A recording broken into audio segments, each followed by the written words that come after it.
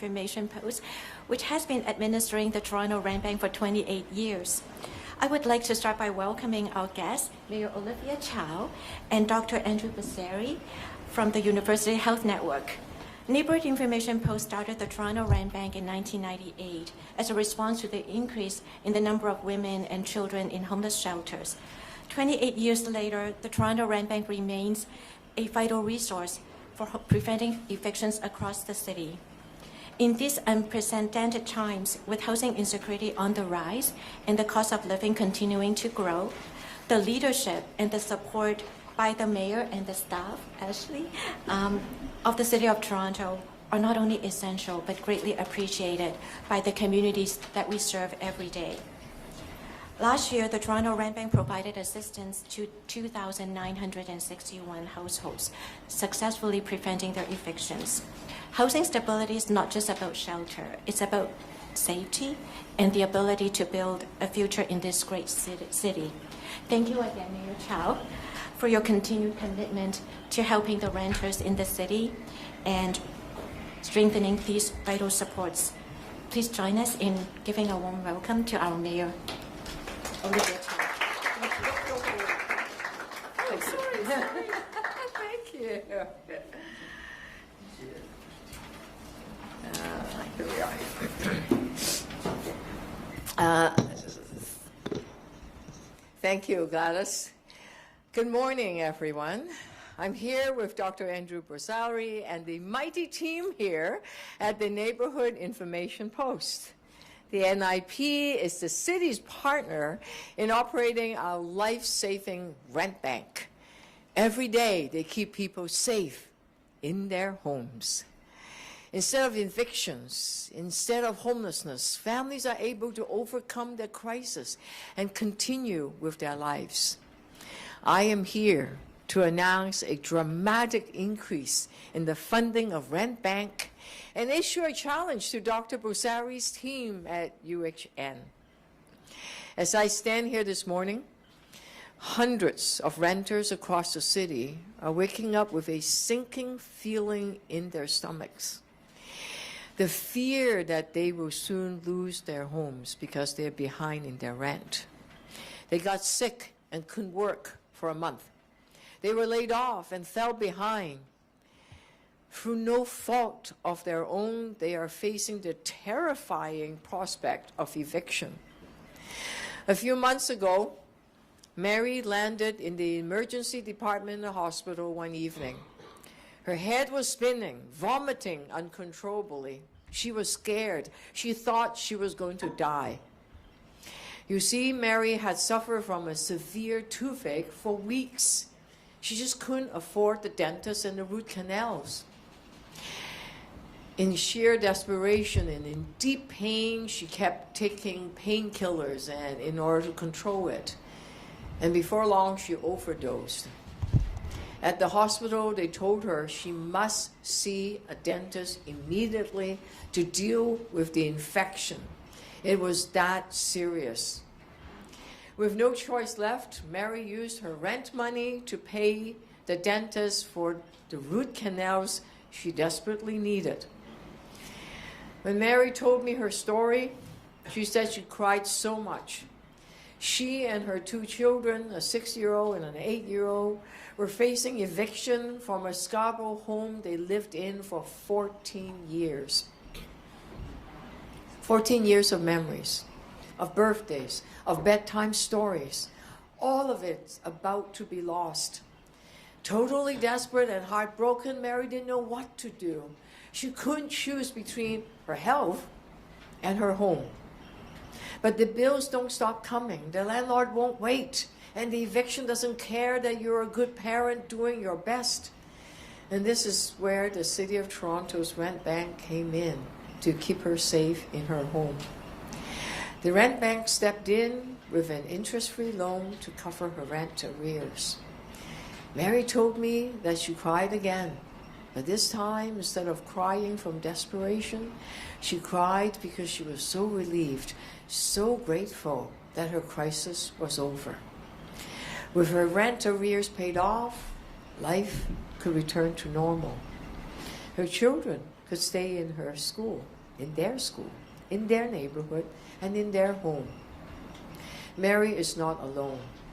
The City of Toronto's rent bank secured thousands of people, rescuing them from eviction and kept them housed. Thousands of families who were one emergency away from homelessness. In his work at the hospital, Dr. Andrew Borsari certainly understands the life-saving impact of keeping people sheltered and housed. Last year, he launched Ontario's first hospital-based homelessness and eviction prevention program. The fund kicked off with a $1 million raise from donors, people who understood that housing is health care. These donations allowed the hospital to pay arrear of first and last month's rent for patient-facing evictions. I'm here to issue a challenge. As part of my 2026 affordability budget, I am matching the UHN Rent Bank's $1 million donation with another $1 million. And I'm adding another $1.6 million to encourage generous donors to step up and support this life-saving initiative. Since I took office as Mayor of Toronto, I have nearly doubled the city's investment in Rent Bank to now a total of $10.8 million. More than 3,000 households will not face evictions and become homeless because of this investment. Rent Bank is part of the anti-homelessness initiative at the City of Toronto. Almost 9,000 people, representing 4,500 households across the city, find support to keep them housed through the city's eviction prevention and community program and the housing benefit program. 9,000 people are more than just numbers. They are people like Mary and her 2 children, their families and communities. In these tough economic times, they are our neighbors who are around us who could just easily slip into homelessness when they get evicted, sleeping in cars or friends' couches, in shelters and on our streets. But here's what affordability really means. It means Mary's children don't have to change schools. It means family can stay together. It means preventing the trauma of homelessness before it happens. My investment in Toronto anti-homelessness initiatives reflect my commitment to deliver a more affordable, safe, and caring Toronto. Because affordability isn't about keeping costs down. It's about keeping people in their homes. Let's now hear from Dr. Borsari and about his wonderful work that he's doing. Doctor? Thank you. Sorry, just the microphone. You're a bit taller. Thank you, and thank you. Firstly, to start by just thanking you, Mayor Chow, for all of your leadership, to the City of Toronto, for the Toronto Public Library, and NFP hosting us today. I think it's a really special place to be in the library. I always see it as the public library as the original social medicine hubs, and I think this announcement today is really delivering on this issue in a really big way. So I want to start with a simple truth that housing is good healthcare. We know from decades of research that people who are chronically unhoused live half as long as the general public. So that's 30 to 40 birthdays that people are foregoing. This is the most powerful social determinant of health that we see in the clinical and population health realm. And it's unimaginable for people to think about a loved one losing 10 to 20 and 30 years of life. And it comes with real morbidity and healthcare costs, about 7-8-fold higher when we punish people by exposing them and subjecting them to homelessness. We know that this is not a personal failure, that this is about a system that undermines health when people don't have access to safe and stable housing. CMHC most recently put out a report really identifying that close to 7%, 1 in every 10 Ontarians and Canadians have experienced evictions. And why we're here today, and I think the work that needs to continue to be done, is that about 28 to 30% of all people who are chronically homeless have been evicted. So it is a real pipeline to the cruelties and the real health hazards of homelessness. At University Health Network, we see it every day. Patients in the emergency department as the last thread of the social safety net in our wards, conditions that are really exacerbated and made worse by being subjected to homelessness or the risk of eviction. And so we see this in asthma exacerbations in either cold or overcrowded, overheated apartments, and worsening diabetes outcomes when people are forced with the impossible decision between food, rent, or medication. And all of this is directly tied to the stress and trauma of eviction risk. This health connection is incredibly real, and it's something that thousands of people are facing the risk of every single night. That's why, with this incredible support from donors, UHN launched Canada's first hospital-based eviction prevention program just last month. And it's really about treating housing stability as preventive medicine. Our homelessness prevention fund is simple and fast. It's really about providing some of the legal, social care supports, but also the first and last month's rent arrears for people who are really facing this risk and this threat of eviction. And it's happening in partnership with the neighborhood group and Loft and various community partners that have been pushing and fighting against the health hazards of homelessness for many, many decades. Preventing eviction doesn't just keep someone housed. It's really important to identify the health economics and really the importance of the health outcomes that keeping people out of ERs, hospital stays, and other crisis costs. In other words, this does save taxpayer dollars. This is good and prudent spends and investments. And we know that every eviction that we prevent avoids downstream costs that are far higher than the one-time investment Mayor Chow is speaking to, or the UHN eviction program investments that help keep people housed. So this evidence, I think, has been clear. I believe when we look at the research across various jurisdictions, that this is really a route and avenue to ensure that people have healthier lives that they can determine for themselves. And it allows the healthcare system to start the focus and keep the focus on the acute medical care needs that are pouring into hospitals and clinics across the province. So really at UHN, we want to expand this work, reach more patients, intervene earlier, and show that hospitals can and must be part of the solution to homelessness and housing stability through partnership. Thank you to the City of Toronto, to Mayor Chow for recognizing that housing is healthcare and for aligning policy, evidence, and compassion. Because when we prevent homelessness, we are protecting human dignity with sound health economics. Thank you so much.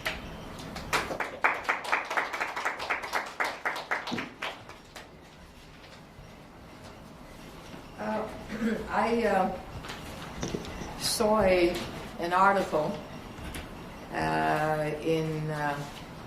during the holidays, and I saw what Dr. Rosari was doing, and I immediately thought, wait a second, I need to match that. I texted the doctor and said, hey, let's match this. That got me thinking, okay, let me use my budget and support the good work that the doctors are doing. That was powerful. Yes, it is life-saving being able to be in a shelter. And I want to make a call to action. Generous donors helped launch the Gattuso Center's first $1 million eviction prevention fund. And at the city, we've matched and increased that investment because we know that housing stability is healthcare, and healthcare supports housing stability. So I'm calling on private investor foundations and generous, kind people of Toronto. Join us in this work. Help us expand what's possible because the needs are there. And here's what affordability really, really comes down to. It's not an abstract concept. It's Mary being able to afford both the dentist, her teeth, and her rent. It's their children staying in their school, in their neighborhood with their friends. It's preventing a health crisis from becoming a homeless crisis. When we invest in keeping people housed, we're making Toronto more affordable for everyone. And we're preventing the far greater cost of homelessness. We're making sure that one bad month, one medical emergency, or a layoff doesn't destroy the entire family. And that's the Toronto we're building together. A city where affordability means security, where caring means action, and where no one has to choose between their health and their home. So thank you to Dr. Andrew Borsari and the team at UHN and all the local access center all across the city and the staff that help save lives and make this rent bank work possible. Together, we are keeping families housed, reducing homelessness, and building a stronger, healthier, and more affordable Toronto. And I'm now open to take some of your questions of any kind. What's the average draw from the rent bank that the average person in Toronto receives when they're at need, and how many other people are going to be able to take advantage of this program with this increase? It depends. I knew of up in Scarborough, I went to visit the Asian Court Community Center. The worker there told me of an elderly man in his 80s, just moved around by the landlord who buried into Toronto, and he fell behind on his rent. He didn't know where the food bank was or that there are some meals available, and he went to payday loan. Bad decision. And then he fell behind several months, and he was able to get about $3,000 to pay his back arrear, and was able to keep his home. Here's a senior, if you become homeless, it's just brutal. For Mary, it ranges from 1,000, 2,000 to maybe 4,000 or 5,000, but I think there's an upper limit. What I was told that things are now more desperate because provincial law Bill 60 means the landlord can evict you in 30 days. If you fall behind, within 30 days you can be taken to the tribunal and get evicted. It used to be 2 months, which means that the rent bank staff have to process things a lot faster, and some people don't know how to do the online application, so it's just really, really tight in terms of the turnaround time. So we're processing them as fast as we can. As to the total number, we don't know. I suspect this year things are pretty tough. I see the unemployment numbers going up, so I don't know. I just know that with all the programs combined, it's about 9,000 people that we serve. It probably will go up. It's not just the rent bank, it's the EPIC program, the eviction prevention and community program, it's the COP, it's the Canada Ontario Housing Benefits Funds also. So all of that deals with rent and keeping people housed. So it's a substantial number of people. Mayor Chow, you were elected with a lot of support from renters, and if you run again, I'm sure you'll be asking for their votes again. But this is an election year where you're bringing in a very low property tax increase, and you're making some tough decisions because of that, including some spending constraint at Toronto Community Housing. So what do you say to people who are renters who don't have the luxury of having to worry about property tax, who say, why are you constraining the budget to meet a 2.2% inflation rate? You will see within this week everything we are doing for renters. It's substantial amount of investment. Since I came in as the mayor of Toronto, this program almost doubled in terms of the investment I put in. Okay, the number of people they helped, the EPIC program that I talked about to keep people housed also had a dramatic increase. Almost every program that deals with tenants, rent safe officers, you name it, we've increased it. And there had been wrong reports that the shelter funds have gone down. Well, it actually went up by 7%. We now spent $235 million on providing shelter support for people that are homeless.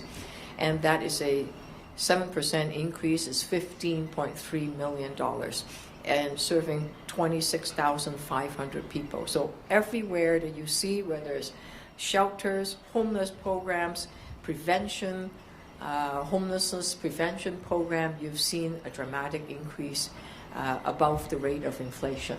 Now, I've been able to do that because I asked the wealthiest 2% of property buyers to pay a bit more.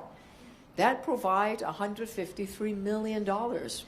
That's about 3% of tax increase that I don't have to do. Okay, I did that in 2023 in August as I came into office in July. I said, I need to fix the fiscal problem. I need to fix the mess. So I'm asking people that can pay more to do more. Another $100 million is gained from the people the speculators that leave their homes, not their homes, their units vacant in the middle of a housing crisis. And guess what? You pay more. And that's $100 million. So I'm able to keep the tax rate in the rate of inflation because of all the work that I've done previously. Can I just follow up? Though there has to be some constraint at Toronto Community Housing. Am I not right that they asked for some money that your proposed budget says we just don't have that? The Toronto Community Housing have hired several staff to help develop their properties, okay, and that has increased. They have also had a fairly substantial increase. It's in fact historic increase to fix their buildings. They fix the elevators, to fix in terms of capital budget. There's a whole lot in there to help them deal with their backlog of repair. You will see also a substantial increase of the tenants' involvement fund. So you will notice if you go into housing now, both the Senior Corporation and the Toronto Community Housing, you will see tenants having more programs. Tai Chi classes, line dancing, exercise classes, more after-school drop-in programs for kids. All of that was substantially increased in my 2025 budget. I kept that money in the budget. There's just no more increase because they already got a big increase last year. And last year was they hired more staff in each of the division to serve the tenants. They got more money to help tenants in their mental health issues. They had eviction prevention team helping people to stay housed, and they had more programming. They even have a bit of funding for tenants to make decision on what kind of program they could do in their homes. Mayor, on a separate topic, the province just posted some new regulations that would prevent the city from requiring developers to build affordable units near transit stations. Just wondering your reaction to that. Well, people need homes they can afford. Right here in Toronto, 7 out of 10 homes that are being built, if you see a crane, most likely it's made possible. The building is made possible because the city have put in financial incentives. It's either led by the City of Toronto or because of our incentives, okay? Canceling development charges, lowering the property taxes, and we are building 25,000 units of it. For example, Quayside project, lead by Dream, that's I think 1,800 units, 20%, a fifth of them are affordable. We're building affordable housing through our program. Now, if the provincial government are saying that they won't even, I went in and say, give us 20%.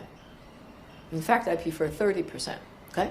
I said to the Premier, we need to build housing, not all of it, but 20-30% of it people can afford. It's a perfect opportunity to do it. He said no. And now say 5%. I had no choice. I said, okay, 5%, all right. At least it's 5%. But that's now been deferred to mid-year next year, unfortunately. Did you get any? And I don't think that makes any difference. I don't see developers rushing out to build condominiums. I do see a condo, 3,000 units of condos being built. No other condos are being built. Why are they being built? Because the City of Toronto has stepped up. We have deferred the development charges. We have supported them. If they offered 5-10% of their units to make it affordable, we stepped in and provide financial incentives. These regulations were just posted yesterday. Did you get any kind of heads up that this might be coming? Yes, we were negotiating. I didn't get very far, unfortunately. Dr. Boozerty, do you think you could just talk about what successes you've had with the UHN eviction program so far and how you hope to maybe grow it with new money? Yeah, I think the truth is, and I believe the report is just out today, that homelessness in the province has gone up by 8%. So these are issues that are now playing out, not just at UHN, obviously across all of the major hospital networks, clinics, and in community centers and drop-ins at an unprecedented rate. And so we've seen already early on where patients who've been at the risk of eviction or have had the rental arrears, especially older adults, again, I think this is a really damning statistic in our society that older adults are more likely to now end up living in shelters or be unhoused. A number of the recipients in the program for the eviction prevention program are seniors or older adults. And given some of the fragmentation between some of the payment models and supports, they were able to ensure that that rent was paid early and to stay housed through the holidays and the new year. So I think this is something where we need to see it scaled given the mayor's comments on the unprecedented challenges and burdens. And I think as clinicians, this is something unfortunately we see play out every day. And again, these are going to be really important efforts, but really it's a myriad of solutions in terms of the housing, the prevention of evictions, and some of the other healthcare supports that people need. Dr. Boozerty, could you speak more to some of the health consequences patients face when they're evicted? Yeah, there's a terrific study that actually came out in North America a few years ago in social science and medicine, and I think it speaks to that this is not sensationalist to talk about evictions, preventing evictions, saving lives. They saw a 12 to 15% increase in premature death for individuals who are evicted. So again, this is really some of the most important preventive medicines, the most important interventions that we can see from a clinical perspective to really ensure people can live longer and healthier lives. So I think hopefully that study and many others, I think, speak to the higher mortality risk. And then I think I spoke to some of the other chronic conditions, mental health issues, cancer cases that see far worse outcomes when people are either facing the risk of eviction or outright evicted and forced out of an apartment or home. May I just cite one set of figures? The Toronto Board of Health, together with our shelter folks, did a study, and they noted that the average life